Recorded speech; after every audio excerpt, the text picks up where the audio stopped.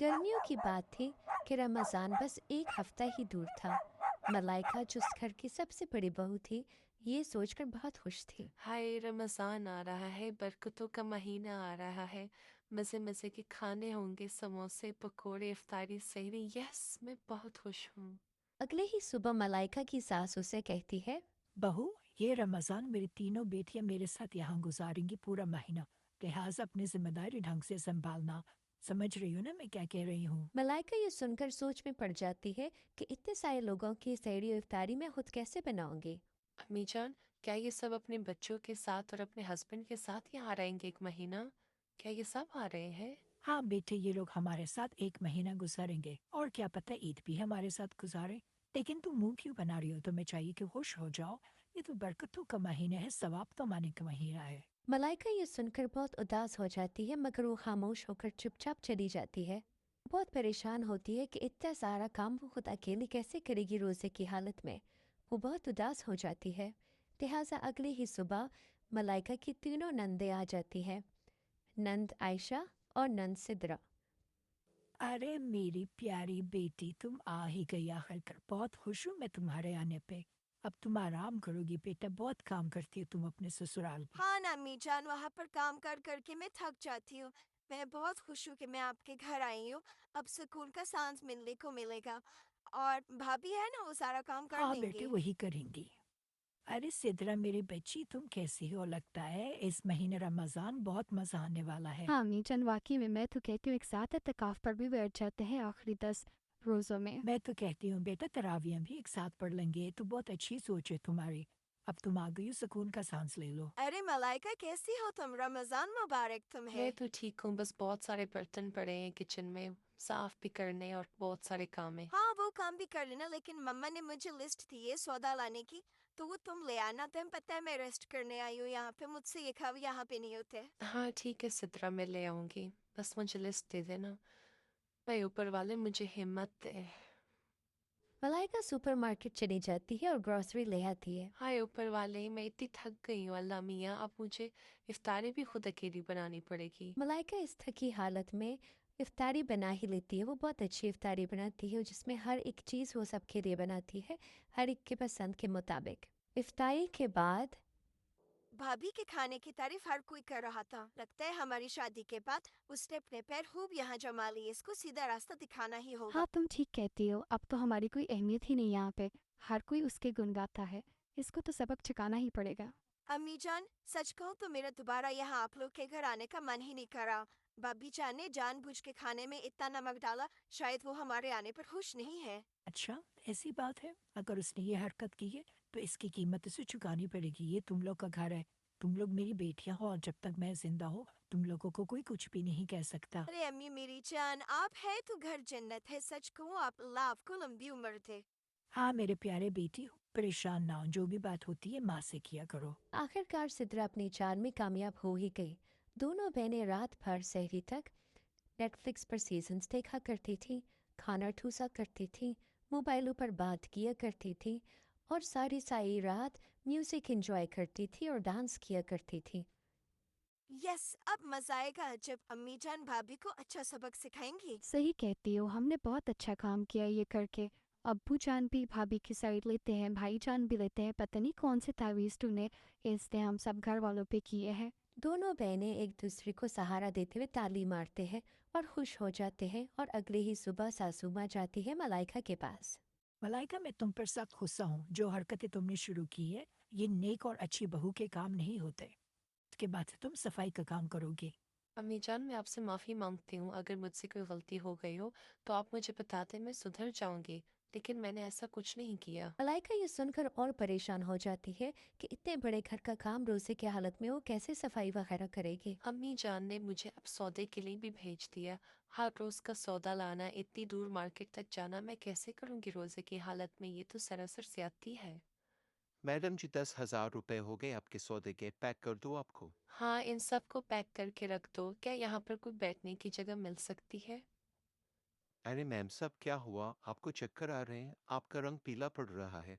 अगर आप कहती है तो ये सब सामान मैं आपके घर तक ले जाता हूँ। ये तो मर्दों के काम होते हैं बहन। बस भाई साहब, क्या बताऊँ, मजबूरी है। कोई तरस ही नहीं खाता मुझ पे। घर के मर्द काम करते हैं बाहर के, और घर की औरतें मुझ पे ये काम करती हैं। मलाइका घर आते ही सारे बर्तन धो लेती है, घर की सफाई, झाड़ू पोछा सब कुछ कर लेती है। अल्लाह मियाँ आप ही इनको हिदायत दे। मेरी तो कमर दुख गई है, चक्कर आने को लग गए हैं। मैं कैसे रोज़ा रखूंगी अब कल दोबारा? अब तो मेरी हालत ही नहीं रही रोज़ा रखने की। इतनी मैं थक गई हूँ काम काज करके। यहाँ किचन में दोनों नंदे आपस में बात करती हैं कि यार सिद्रा, अम्मी ने खाने की जिम्मेदारी हम पर डाल दी, लेकिन मुझे तो खाना बनाने ही नहीं आता सही से। अब क्या होगा? अब तुम्हें भी कोई ढंग का बनाने कुछ नहीं आता। अब तो बदनामी हो जाएगी। तुम्हारा ही ये फजूल किस्म का आइडिया था। अब तो जो भी करना है मिलके ही कुछ करना पड़ेगा। मैं तो कहती हूँ यूट्यूब पर वीडियो बना के कुछ देख लेते हैं, कुछ ना कुछ तो बन ही जाएगा। लिहाजा बदनामी होगी, कुछ करो कुछ करो। मोबाइल लेके आती हूँ, तुम इंटरनेट कनेक्ट करो, अच्छी अच्छी वीडियोस बना के कुछ ना कुछ बना ही लेंगे। सुबह की अजान में अभी कुछ ही टाइम था कि सासू माँ सहरी करती है। सहरी करते हुए सासू माँ को अंदाज़ा हो जाता है कि ये इस खाने में तो नमक ज़्यादा है। अरे छी, कितना नमक है और ये सारा जला हुआ खाना है। ही इन दोनों ने किस तरह का खाना बनाया है? खाने का सलीका ही नहीं है इन दोनों में। अम्मी जान, आपने ही मुझे कहा था कि खाना ना बनाया करो। आपने ये जिम्मेदारी उनको दे दी थी। अब मैं क्या करूँ? मैं तो अच्छा खाना बना लेती हूँ। हाँ बेटी, मुझे माफ करना। सच कहूँ तो मैं इन दोनों की बातों में आ गई थी और तुम पर मैंने बहुत सारे काम का बोझ डाल दिया था। मगर अब ऐसा नहीं होगा, तुम अपना काम फिर से शुरू करोगी। मलाइका ये सुनकर खुश हो जाती है। सिद्रा, मैं तुमसे बहुत सख्त नाराज हूँ। मलाइका तुम्हारी बहनों की तरह है, उस पर इल्जाम लगाने के बजाय तुम उससे प्यार करो। वो तुम्हारी बहन ही है। मुझे माफ कीजिएगा अम्मी जान। आप सब लोगों का बर्ताव उसकी तरफ बहुत अच्छा था, जिसको देखकर मैं बहुत जलती थी। बस मैं चाहती थी कि आप सब लोग हमसे प्यार करें। अरे बेटे, तुम दोनों मेरे जिगर का टुकड़ा हो, तुम दोनों मेरी बेटियां हो। लेकिन वो भी किसी की बेटी है बेटा, इस बात का भी ख्याल रखो। इस कहानी से हमें ये सबक हासिल होता है कि हमें किसी के साथ हसद नहीं करना चाहिए और हमें किसी के ऊपर चुगलखोरी और इल्ज़ाम नहीं लगाना चाहिए, क्योंकि ऊपर वाले की पकड़ बहुत सख्त है। एक दफा का जिक्र है कि एक शहर में एक घराना रहता है, जिसमें माँ, उसकी बेटी, बेटा और उसका शौहर रहता है। एक दफा एक सुबह अली मेरे प्यारे बेटे, तुम्हारे लिए नाश्ता बना दिए, मक्खन वाली डबल रोटी, 2 अंडे, चाय। आज तुम्हारा टेस्ट है ना बेटे? जी अम्मी, शुक्रिया। मेरी जिगर का टुकड़ा, बेटे तुम्हारी लंच बॉक्स रेडी कर दिया, याद से ले जाना। अम्मी जान, आज मुझे भी नाश्ते में एक अंडा मिल सकता है? बहुत मन कर रहा है। तुमने क्या करना है अंडा खा के? रात की पुरानी सूखी रोटी पड़ी है, वो खा लो, जाया करोगी क्या? आयशा के साथ उसके वालिदैन हमेशा नाइंसाफी करते हैं। वो चुपचाप खामोशी से चली जाती है। अरे ओ रुकैया, सुनती हो? मेरा बेटा अली मेरी जान आहिस्ता आहिस्ता बड़ा हो रहा है, जवान हो रहा है। उसके लिए नया यूनिफॉर्म, जूते और कपड़े ले आना। पैसे मैंने दराज में रख दिए हैं। हाँ ठीक कहते हो, काफ़ी दिनों से मैं भी सोच रही थी बाजार का चक्कर लगाओ। आयशा कह रही थी उसके स्कूल के जूते फट गए हैं, सोच रही हूँ ले लूँ। अरे नहीं नहीं, क्या ज़रूरत है? उसको कुछ पीने की ज़रूरत नहीं है। घर के जूते ले जाएगी ना स्कूल।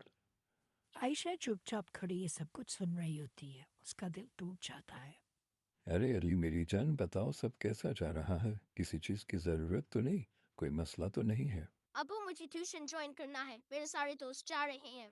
अरे ज़रूर बेटा, कल ही तुम्हारा फीस जमा कर दूंगा। हुक्म किया करो। जब तक तुम्हारा बाप जिंदा है तुम्हें किसी चीज़ की चिंता करने की ज़रूरत नहीं। बस हुक्म किया करो और तुम्हारा काम हो जाएगा। अब्बू जान, वो मैं एक तरह से, मुझे भी मैथ्स में बहुत कमज़ोरी है, अगर मैं भी ज्वाइन कर लूँ। तुम्हें इतनी पढ़ाई करने की क्या ज़रूरत है? घर के काम सीखो, यही तुम्हारा मुस्तकबिल है। जाओ। एक दिन आयशा की टीचर उनके अब्बू को स्कूल बुलाती है। रशीद साहब, मैं आपसे एक बात करना चाहती हूँ। आपकी बेटी आयशा बहुत ज़हीन है। वो क्लास में सबसे अच्छे नंबर लेती है, मगर सहूलियत न होने की वजह से पीछे रह जाती है। रशीद साहब ये बात सुनकर हैरान हो जाते हैं। आयशा, क्या ये सच है? रशीद बेटे, मैं सब कुछ देख रहा हूँ अपनी आंखों से। तुम्हें क्या लगता है, अगर आयशा को अली जितनी तवज्जो मिली तो वो कहाँ तक पहुंच सकती है? मगर बाबा, समाज, लोग क्या सोचेंगे? समाज नहीं बेटा, ये तुम्हारी सोच है। बेटा बेटी दोनों अल्लाह की अमानत है। काश मैं अली होती, मैं भी घर वालों के लिए अहम होती, सब मुझे भी पना प्यार करते, मोहब्बत करते, मगर मेरी तो कोई अहमियत ही नहीं। माँ दरवाजे पर खड़ी ये सब कुछ देख रही होती है, उसकी आंखों में आंसू आ जाते हैं। अली के अब्बा, एक बात करना चाहती हूँ, बुरा मत मनाना। तुम बहुत गलत थे। मैंने अपनी बेटी को कभी बेटी बनाकर नहीं समझा, हमेशा बोझ देखकर समझा। सही कहती हो, मुझे भी कुछ देर पहले अब्बा जान ने समझाया है। हमने उसका हक छीना है, मगर अब नहीं करेंगे ऐसा हम। मैं उसकी बातें सुन के आ रही हूँ। वो बहुत उदास और रो रही थी। उसका दिल टूट चुका है। रशीद, कुछ करो। मैं ये सब नहीं देख सकती। मुझे अपनी गलती का एहसास है, मगर तुम परेशान ना हो। मैं उसकी ज़रूरत की और उसकी पसंद की तमाम अशिया लेके आता हूँ। बस तुम उसका ख्याल रखो और दोबारा शिकायत को उसे मौका ना देना। आयशा, मेरी प्यारी बच्ची, कल से तुम भी ट्यूशन जाओगी। हमने तुम्हारे लिए नया यूनिफॉर्म, कपड़े, जूते और नया बैकपैक लिया है। मैं सच कह रही हैं आप, मुझे यकीन नहीं आ रहा। अरे हाँ मेरी बच्ची, इधर आओ मेरे पास। आओ, तुम्हें गले लगाओ। सही कह रही हूँ बेटा। आज के बाद से हम अपने दोनों बच्चों को बराबर प्यार देंगे। और अब कोई भी बात हो बेटा, मुझसे शेयर करना है। तुम्हें कोई भी चीज़ चाहिए हो, बिना झिझक बताना है। आयशा मेरी प्यारी बच्ची, तुम्हारे साथ मैंने अगर कभी नाहक किया हो तो माफ़ करना। कल से तुम्हारा ट्यूटर तुम्हारे घर ही आके तुम्हें पढ़ाया करेगा। बहुत शुक्रिया अब्बाजान, मुझे यकीन नहीं आ रहा। मैं बहुत खुश हूँ आपसे और अम्मी से भी। अरे बेटा, ये हमारा फ़र्ज बनता है, बस तुम जी लगा के पढ़ना। देखते ही देखते आयशा एक बहुत कामयाब इंजीनियर बन जाती है। हाँ तो मेरे प्यारे दोस्तों, अगर मुझे वक्त पर अच्छा मौका ना मिलता तो मैं आज यहाँ पर ना खड़ी होती जहाँ पर मैं हूँ आज। बेटी को कम ना समझे, वो भी वही कर सकती है जो एक बेटा कर सकता है, लिहाजा बराबरी रखे। इस कहानी से हमें ये सबक मिलता है कि बेटा हो या बेटी, फर्क करना गुनाह है। इंसाफ, तालीम व तरबियत और मोहब्बत दोनों का हक है। बराबरी करना चाहिए और इंसाफ करना चाहिए।